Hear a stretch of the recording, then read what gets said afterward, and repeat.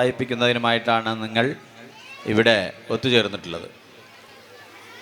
ഞാൻ ഈ വിദ്യാലയത്തിലെ പൂർവ്വ വിദ്യാർത്ഥി എന്ന് പറയുമ്പോൾ 1968 പ്രത്യേകത എന്താ? 68 എന്ന് പറയുന്നത് കേരളത്തിൽ വിദ്യാഭ്യാസ ബില്ല് പാസ്സാക്കി, അതുപോലെ തന്നെ എല്ലാവർക്കും, എല്ലാ വിഭാഗത്തിലും പാവപ്പെട്ട എല്ലാവർക്കും വിദ്യാഭ്യാസം പ്രാവർത്തികമാക്കുന്നതിന്, പാവപ്പെട്ടവൻ്റെ കുട്ടികൾക്ക് പഠിക്കുന്നതിനുള്ള അവസരം ഒരുക്കുന്നതിനുള്ള ബില്ല് പാസ്സാക്കിയ ഒരു കാലഘട്ടമാണ്.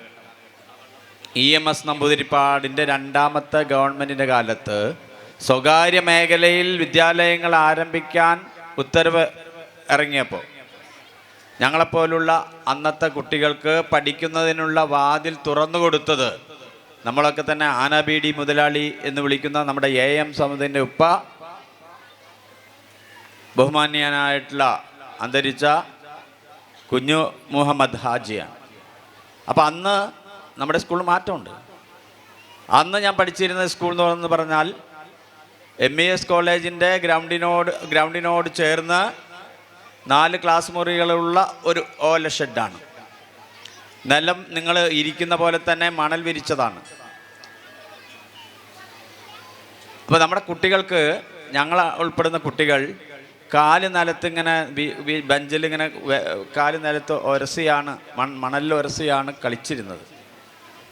പിറ്റേ ദിവസം വിദ്യാലയത്തിൽ എത്തിക്കഴിഞ്ഞാൽ അവിടെ ക്ലാസ് റൂമുകളിൽ തൊരപ്പനും എലിയും കുറുക്കനും മാന്തിയ വലിയ വലിയ കുഴികൾ കാണാം.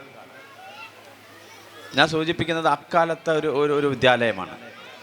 പക്ഷെ അത് അവിടുന്ന് ഇങ്ങോട്ട് മാറിയപ്പോൾ ചെറിയ മാറ്റമുണ്ട്. ഓടിട്ട കെട്ടിടമായിട്ട് ഇത് മാറിയിട്ടുണ്ട്.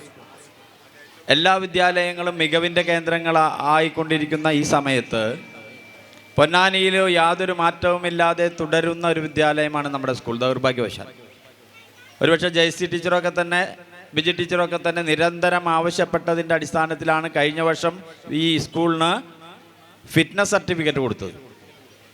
ഞാൻ സൂചിപ്പിക്കുന്നത് AUP സ്കൂളായിരുന്നാലും ചെറുവായിക്കര സ്കൂളായിരുന്നാലും അതല്ല നമ്മൾ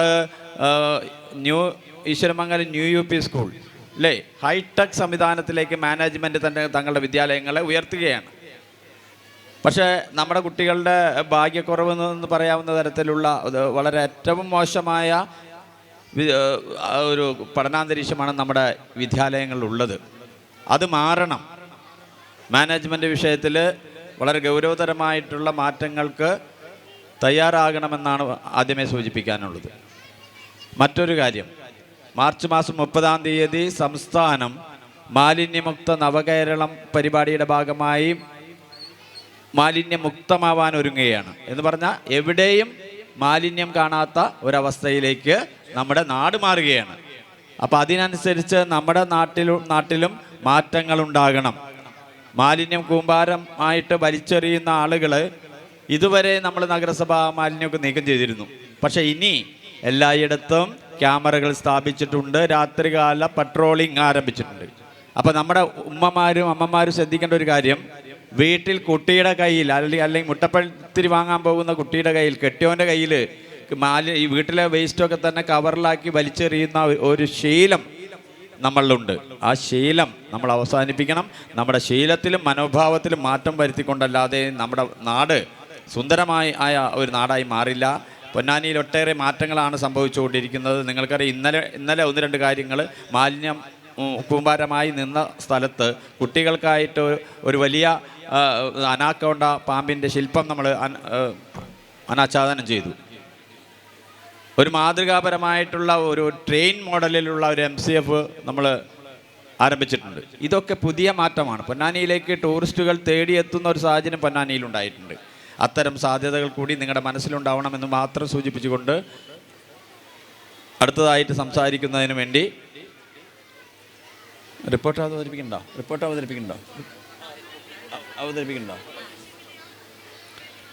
അവതരിപ്പിക്കുന്നതിന് വേണ്ടി നമ്മുടെ HM KJ ജയസി ടീച്ചറെ ക്ഷണിക്കുന്നു.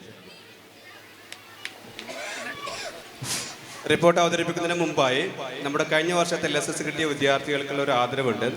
ആദരവ് നൽകുന്നത് ബഹുമാനപ്പെട്ട ചെയർമാൻ ശിവദാസ് അരിപ്പുഴ സാറാണ്. സാർ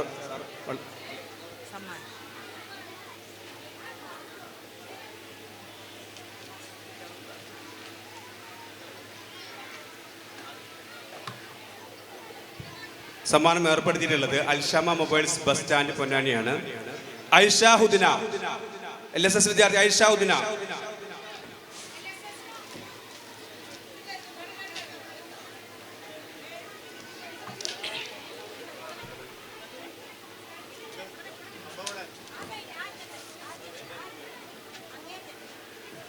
അൽഷാമ മൊബൈൽസ് ഏർപ്പെടുത്തിയ LSS വിദ്യാർത്ഥികൾക്കുള്ള അവാർഡാണ്.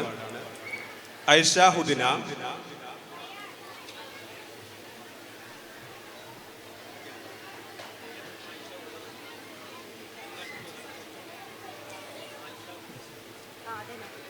പേരുണ്ടാവും കേട്ടോ, ഫോട്ടോ ഉണ്ടാവും.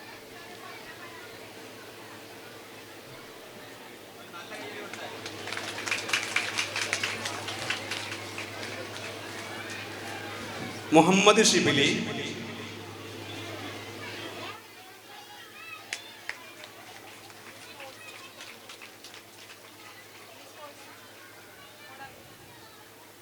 ഫാത്തിമ ഷഹല കയം.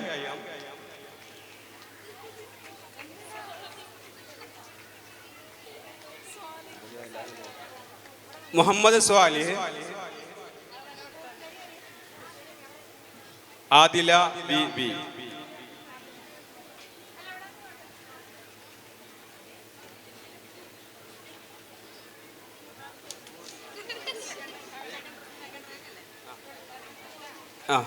നേഴ്സറി ടാലന്റ് എക്സാമിന് സെക്കൻഡ് റാങ്ക് കിട്ടിയില്ല ലുബ്ന ഫാത്തിമ.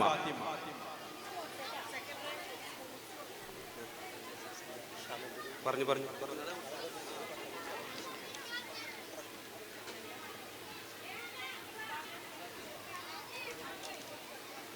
ലുബ്ന ഫാത്തിമ. മുഹമ്മദ് ഐമൻ.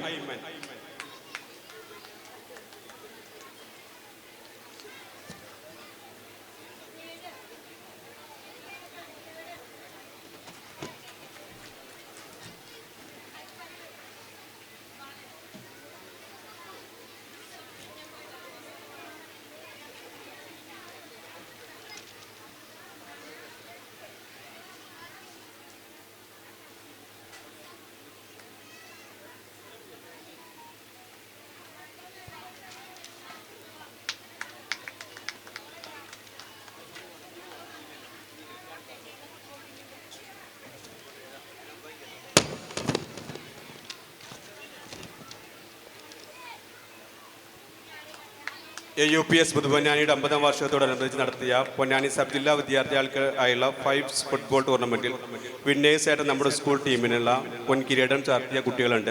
അവരെ ആദരിക്കുന്നുണ്ട്.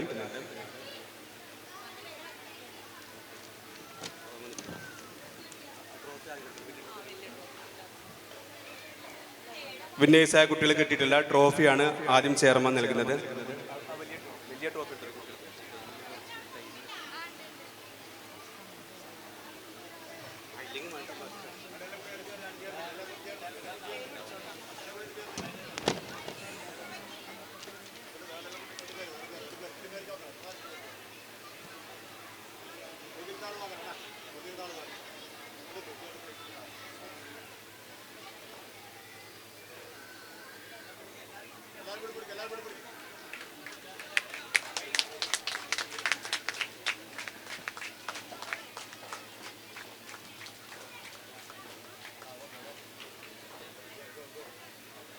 അബ്ദുൾ റസാഖ്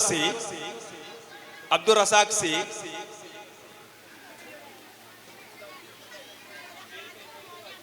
ആദിൽ PA. മുഹമ്മദ് ജമീൽ. മിസ്ഹബ് AT. മുഹമ്മദ് സയാദ്. മുഹമ്മദ് ഇക്ബാൽ.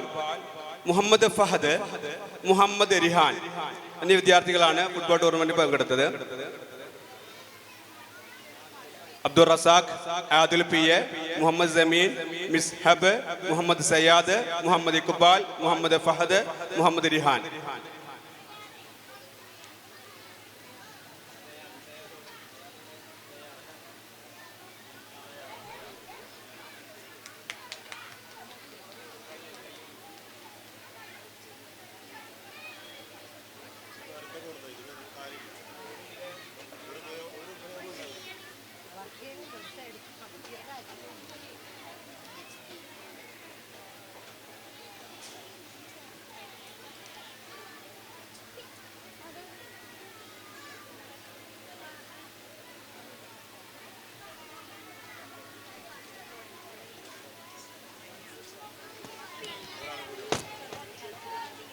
സമ്മാനദാനം നിർവഹിച്ച ചെയർമാൻ സ്കൂളിന് പേരുള്ള നന്ദി അറിയിക്കുന്നു.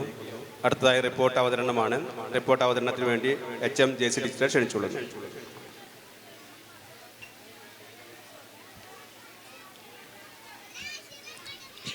എല്ലാവർക്കും നമസ്കാരം. നമ്മുടെ 2024-25 അധ്യയന വർഷത്തെ സ്കൂളിൽ നടത്തിയ പ്രവർത്തനങ്ങളുടെ വാർഷിക റിപ്പോർട്ടാണ് ഇവിടെ അവതരിപ്പിക്കുന്നത്. LPS പുതുപൊന്നാനി എന്ന നമ്മുടെ വിദ്യാലയം ശ്രീ KM മുഹമ്മദ് ഹാജിയുടെ ഉടമസ്ഥതയിൽ 1968 ജൂൺ മാസം 22-ാം തീയതി സ്ഥാപിതമായി. 400ഓളം വിദ്യാർത്ഥികളുമായി ജൂൺ 1-ാം തീയതി പ്രവേശനോത്സവത്തോടുകൂടി വിദ്യാലയ പ്രവർത്തനങ്ങൾ ആരംഭിച്ചു. അക്കാദമിക് മാസ്റ്റർ പ്ലാനിൻ്റെ പ്രകാശനം നടത്തുകയുണ്ടായി. മുനിസിപ്പൽ ചെയർമാൻ ശ്രീ ശിവദാസ് ആറ്റുപുറം പ്രവേശനോത്സവം ഉദ്ഘാടനം ചെയ്തു. സ്കൂൾ തുറക്കുന്ന സമയത്ത് നേരിടേണ്ടി വന്ന ഏറ്റവും വലിയൊരു പ്രതിസന്ധിയായിരുന്നു സ്കൂൾ മുറ്റത്തെ വെള്ളക്കെട്ട്. ദേശീയപാത നിർമ്മാണത്തിലെ അപാകതകൾ മൂലം മഴവെള്ളം ഒഴുകിപ്പോകാതെ സ്കൂൾ മുറ്റത്ത് കെട്ടിക്കിടക്കുന്ന അവസ്ഥയായിരുന്നു. സ്കൂൾ ഗ്രൗണ്ടിൽ പൈപ്പിട്ട് വെള്ളം പുറത്തേക്ക് കാനയിലേക്ക് ഒഴുക്കിവിടാനുള്ള കാര്യങ്ങൾ ചെയ്യാൻ ഞങ്ങൾ തീരുമാനിച്ചു. പക്ഷേ വളരെ കുറച്ച് വെള്ളം മാത്രമേ ഈ സംവിധാനത്തിലൂടെ പുറത്തു പോകുന്നുള്ളൂ. സ്കൂൾ തുറന്ന് 2 ആഴ്ചയ്ക്ക് ശേഷം PTA ജനറൽ ബോഡി കൂടുകയും അതിൽ ചെയർമാൻ അധ്യക്ഷനാകുകയും ചെയ്തു. പുതിയ PTA എക്സിക്യൂട്ടീവ് അംഗങ്ങളെ തെരഞ്ഞെടുത്തു. PTA